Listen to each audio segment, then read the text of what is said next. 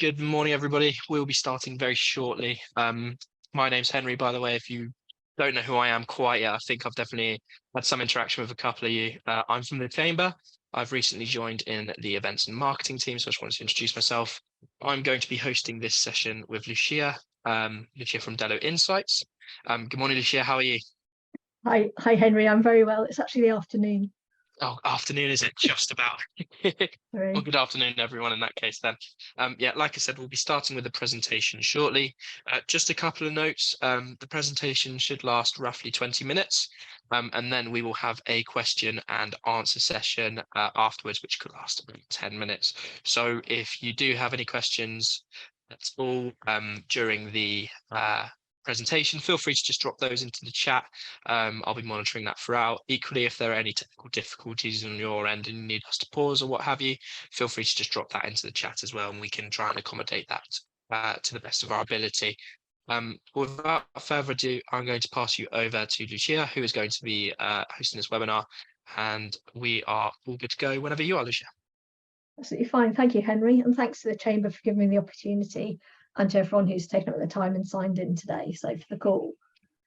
So the basic premise is that too many retailers stop analysing their data once a sale's made, and they miss all these nuggets of gold, which give them the opportunity to really understand where their key sales opportunities are.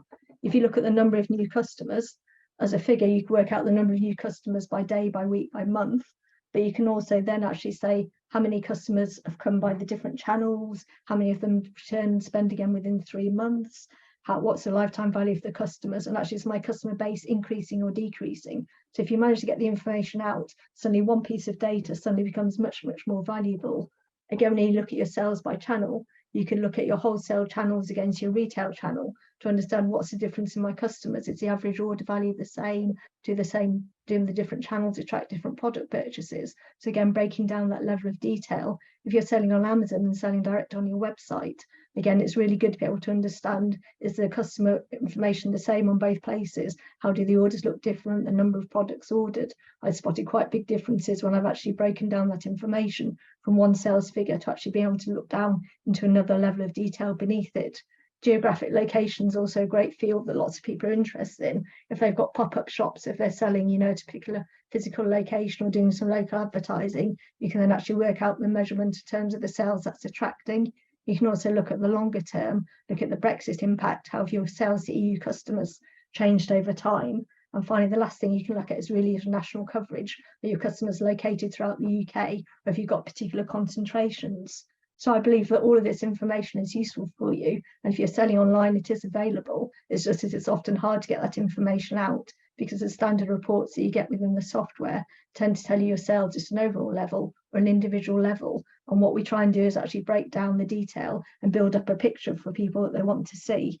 And we know that marketing and websites, a lot of analysis goes on into how well a website's performing, what people are doing on the website, how they interact, how many items enter a basket. If you look at the marketing side, again, you can see a lot of work done on Google Ads, monitoring, tracking the performance. And I think that SMEs are often missing a trick when it comes to their e-commerce data, because although the information is going in, it's quite hard to get out and they don't necessarily know the benefit of it. So what we're doing today is really trying to show you how to do that. So we'll start with a bit of theory around how to use your sales data, what you need to do to transform it. And then secondly, I'm going to give you some examples of where I work with the retailers and show the value that we do with our product. It's quite a short talk at 20 minutes, so I'm not going to demo the software. I've got various screen prints around some information we prepared for you specially. And then there's questions at the end if you want to. Obviously, I'm around, so if you want to chat with me or particularly want to demo the dashboard at a later date, just let me know. Without any further ado, I'm going to go on to assembling your sales data. So this is a really interesting point. This is where you start. So you've got your raw data where your sales come in, and you actually want to then think about the journey you've had in terms of your software site, in terms of your website, what you're selling. So you might have started back in 2010 with a particular product you were selling. You might have then expanded it. So over time, your business evolves. You might have a physical market store that then developed into an Etsy store. You might then develop your own website. You might have added TikTok as a channel. You could then might have brought in a loyalty scheme, obviously not Tesco's, but you might have your own loyalty scheme attached to it, and then some Amazon sales. So when you think about your sales data, there's actually a huge amount of data there that you can use. And that's the first point really, is thinking about all this data you've got available to you and how it's going to affect your business. So over time, your business has changed. So if you ran an Etsy store and then you stopped it, you might not want to bring in your data from the Etsy store because it might not be relevant. But if you've got a very stable set of products and that as you've developed over time, the things are available, you might actually want to bring in all your data back from 10 years. But if your business changed very much during COVID and you pivoted what you do, you might actually then have a very different business model to where you started with. So in terms of thinking about your data, consider the evolution of your data, the quality of the data that you've got available as well, because some of your data is far richer than other data. So if you're selling on a market store one day, or you've got a pop-up event, all you're going to know is the value of the items that are sold and what products are sold, but you won't know if it's the same set of customers going to buy again. Whereas if you've got a loyalty scheme, you can then see exactly how many of your customers have replied to a particular promotion or attraction, and you can see what you've brought them in. So it's really thinking about all this data you've got available, the quality of it, and then the quantity you want, and then trying to make your data as accessible as possible. What's held on your Amazon website is different to what's held in your physical website, but you might actually have some interest in saying, actually on Amazon, if you do the bidding thing where you know that you say, well, let me make my product the cheapest on that day, you might then have to go to your physical website to actually see how many products sold at the cheapest for that day compared to the price you want to get. So if you understand and think about all your data and how you assemble it and bring it together, you can then build a much, much better picture of your business than if you just try and do it all in one place and think about it. And it might be the fact that some things you actually have an Excel spreadsheet. If you've got a list of your wholesale suppliers and keep them in Excel and manage them differently, you might want to bring that information in. But so it's a case of trying to really combine and assemble all this sales data into things that matter to you and make it so it's relevant to what your business does, what the business is wanting to do, and how you build that on. If you're using Woo or Shopify, it's the same kind of principles. You can use an API to bring in data feeds from lots of different sources, but every single data feed you bring in has got a cost attached to it. There's something else to manage and understand. So you've got to kind of limit it as well and think what's the worthwhile doing of it. Even when you look at your loyalty scheme, that's quite an interesting one. You can know how many customers are registered on your website compared to how many customers are new customers visiting you, but they might not be the same people because of them might opt in. So although you've got maybe 20,000 customers registered on a website, if only 5,000 of them opt into marketing, you've got to start thinking about that customer base. So that was all assembling your sales data. But once you've got your sales data, you're happy with that, you can then start converting it. And this is really trying to get your raw data into valuable information so you can see everything you want to and not miss out on the things that you need to know. But on the other hand, don't make it too complicated. So if your orders that you sit over here, these are where your orders are. Whatever software package you use, if it's Shopify or WooCommerce on your back end, there'll be a lot of reports in there. So it's worth starting with the reports that are already in Woo or Shopify. Look at them thinking, well, this is already the information there. What else haven't I got? This part here, these are all the app stores. It's the app store for Shopify. But again, going through Shopify, you can actually buy extra apps, which have got lots more extra reports and information in it. So that might be a solution for you if you want to get to a deeper level, but want something that's quick to implement, you can do that. Or the third thing you can do is actually implementing your own dashboard, which is a bigger thing down the bottom, which is where you can really customize it. But whatever solution you want, you kind of want to say, I want to convert your sales data so it's relevant to what you'll be like as a business, and also to automate all the collecting the data and combining it as much as you can so that you're not spending your time physically doing that and instead can spend your time analyzing it and adding value. So when we go on to the market, there's 40 billion pounds. This is Gartner, who are one of the market research people for the industry, and they think that at the moment the market's worth about 40 billion pounds of data insight and software solutions at the moment, and it's growing by 5% a year. So it's absolutely massive, which probably the SMEs don't see as much on this side of it. You know, they're aware of all the website software, they're aware of the marketing software, but they don't really realize that the big companies really have invested in this data warehouse software because they find it so valuable. These are some of the names you've got. Good Data is the one that we use at Dello Insights. Power BI is a Microsoft one. There's Looker, Click, Tableau, but I can name hundreds for you. So it's a case of finding some software that works for you. A lot of them do free trials as well, so you don't have to pay a lot of money to actually get started and have a go at playing with it. But in terms of actually getting the data in, this side here with the blue and red tables, that's a data warehouse. So rather than bringing the information from your e-commerce website straight to a dashboard, that's actually quite tricky to do, because the data held on your website's got lots and lots of information, which is actually quite hard to understand the way it's organized. So the way we do it is we bring it into a data warehouse and we clean it, so we can control what information we bring in. We can then tidy it up as well and put different calculations on top of it. So we can then get to a much simpler set of data. And that simpler set of data goes into the middle table, which has got all these product categories, products, stock modified. So that's a data model. So your data model will sit within your database software within your dashboard. So we take it out of the data warehouse, import it into this data model, and then you have to set up all these different relationships, explaining how the data fits together. If you're selling socks, for example, you have my one product of red socks, but then you have different products beneath it, red socks size 5, 7, 9, and so on. So there's a lot of complexity, and really it's about getting the relationships right and the complexity. But once that's done, you can then lead to the dashboard, which is this thing on the right, which is where you get your customized information. And here's the real value in it, when you've actually converted what was happening in your sales to something that really reflects your business.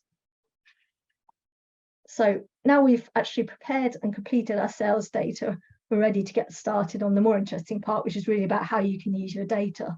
And really my advice is try and minimize the time you spend assembling, converting your data, maximize the time you can spend on your sales opportunities. Then I'm going to show you some of the examples. Quickly, I'm just going to show you this demo dashboard, which is the one that we use, just to get you an idea behind it. As I said before, you know, if you contact me, if you want a proper demo, we start on the left, and rather than being one dashboard, there's actually 5 or 6 dashboards.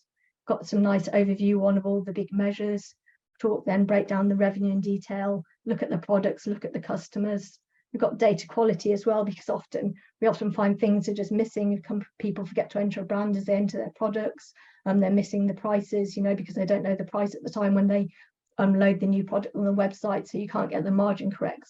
So often we do kind of a bit of checking like that. Then we've also got one around Christmas sales, just because it's an important time of the year for many retailers. So what we do then is try and understand this thing. But for different customers, we've got want different things. For example, if you're retailing a wholesale business, are completely different. You can then build a different dashboard just around your wholesale customers, so you understand them separately. I'm sure most of you are familiar with dashboards, but again, there's all these filters. This is a products table. So here you can look at the product category. If you want to track your product sales by category, you can pick the category you want to. We've got the brand, what the product name is, any tags you've got on it, what stock it is. Those are the common ones we look at. People like to look at the date, so they can pick a date range they want to look at. You can pick anything you really want to see in terms of what's going on the channel as well. And the last bit of the dashboard is just so you're aware, there's all these customizations. So when you build a dashboard, you can then pick, if you like a pie chart more than a line chart, you can then pick the kind of table you want, you can pick the information in it.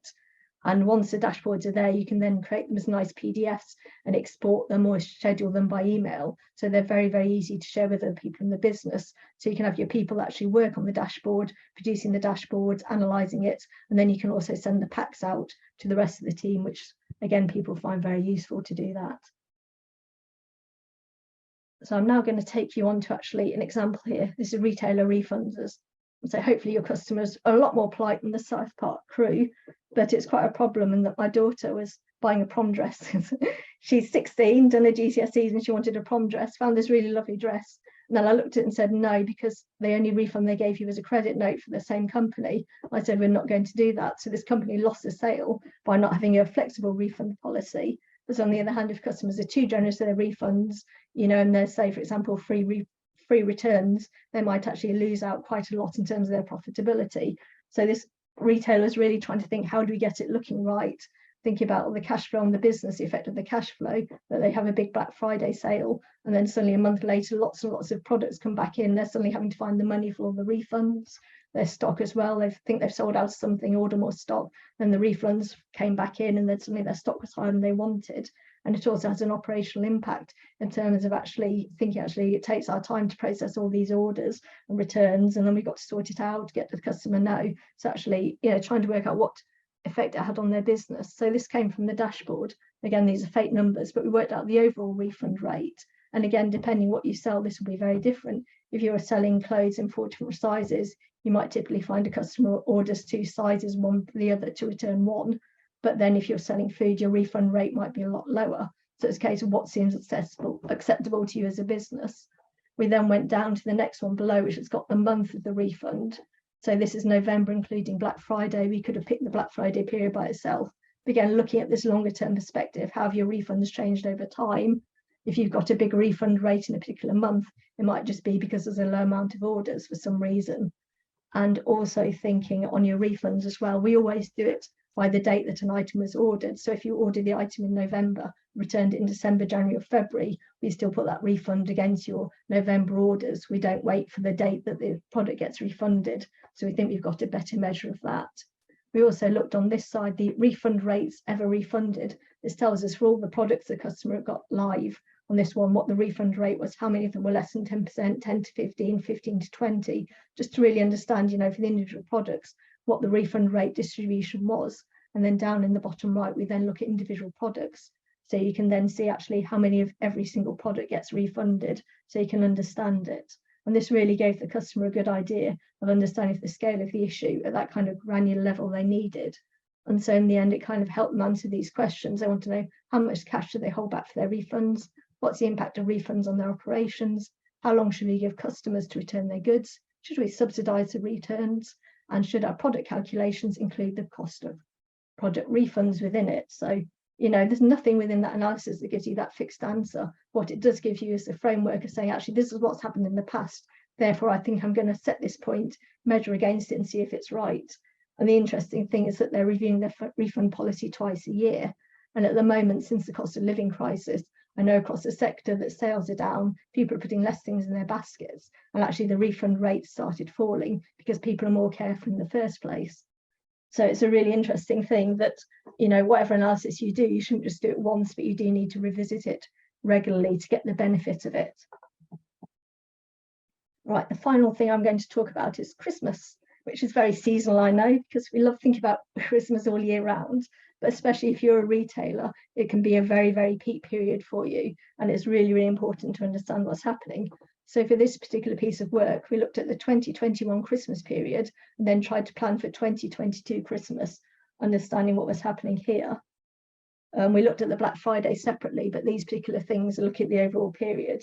So again, this is all the different revenue calculations we've got going on. So things like total revenue, total number of orders, anyway.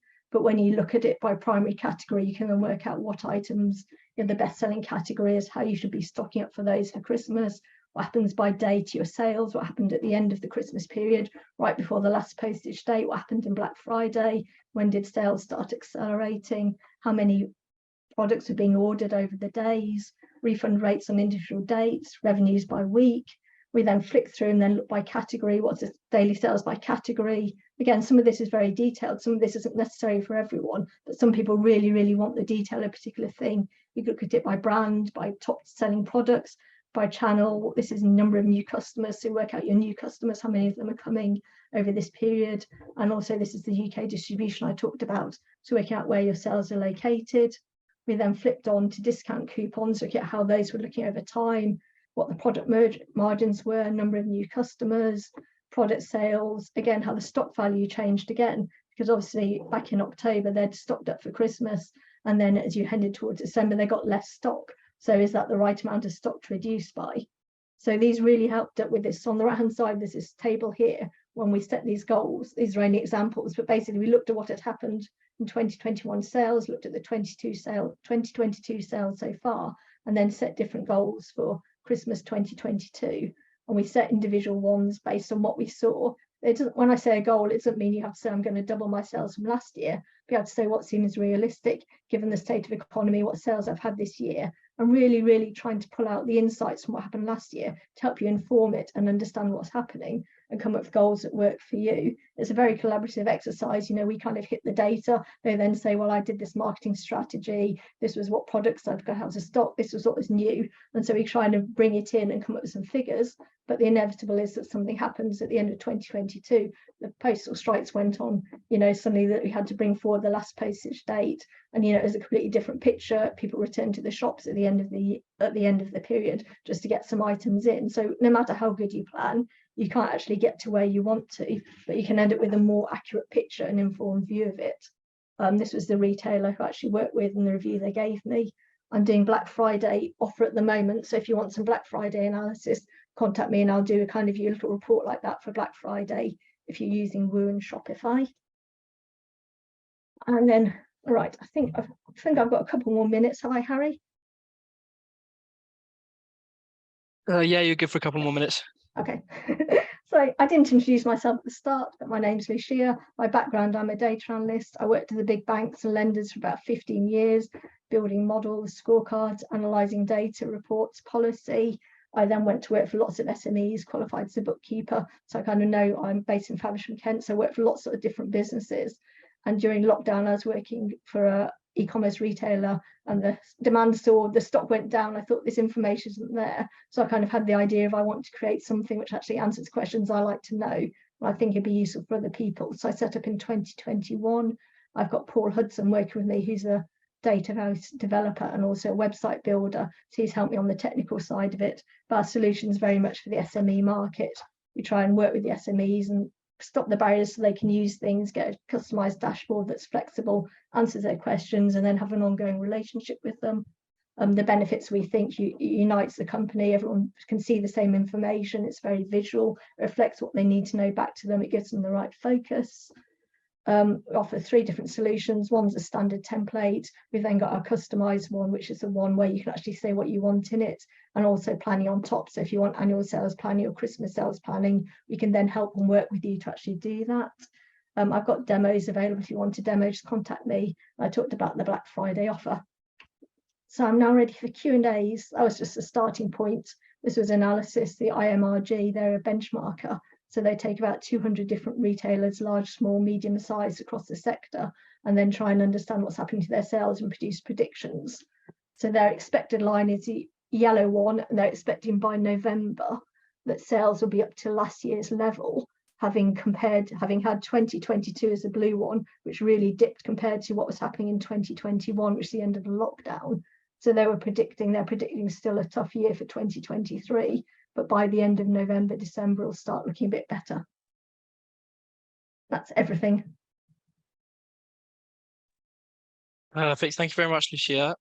Yeah, like she said, we're now open to any questions. So if you do have any questions at all, feel free to drop them into the chat. I actually do have a couple of quick ones, just that I thought would potentially be useful for other people, but I thought might be of interest.